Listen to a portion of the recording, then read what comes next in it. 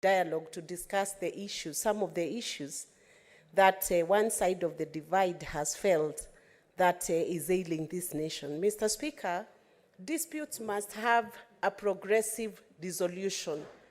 And Mr. Speaker, I hesitate to use a Kikuyu saying that insinuate that a case involving people who are not very wise, or what others would call fools, is never resolved easily. Because once a solution is arrived at, then one party keeps returning that same case for resolution of a dispute that has already been resolved.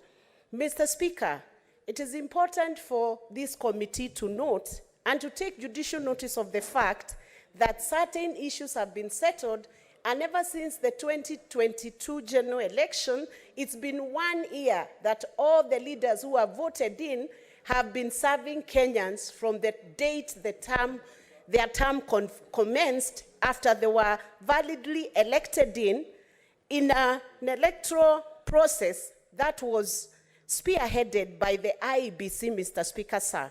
And the IEBC conducted elections for all the parties that were involved, Mr. Speaker, sir, and senators who are seated in this House today and in National Assembly and in county assemblies, Mr. Speaker, sir, were brought in using that electoral process. So I would urge this committee that has been brought forth, Mr. Speaker, sir, to ensure that issues that have been constitutionally closed by Supreme Court, by processes that cannot be reopened, are not brought back to the table for dispute resolutions, because they will never be resolved. They have already been dealt with.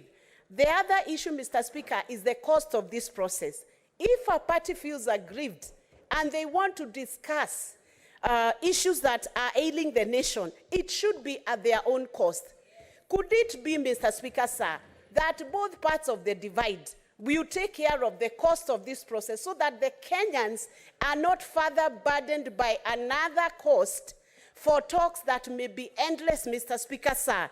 And while I support the process of talks, Mr. Speaker, sir, it is in my very honest view, Mr. Speaker, sir, that these talks could have been dealt away with. Senator Mwaruma. Asante Mheshimiwa Spika kwa hii fursa ulionipa kuchangia huu mswada wa kamati ya uwiano katika Jamhuri yetu ya Kenya. Naunga mkono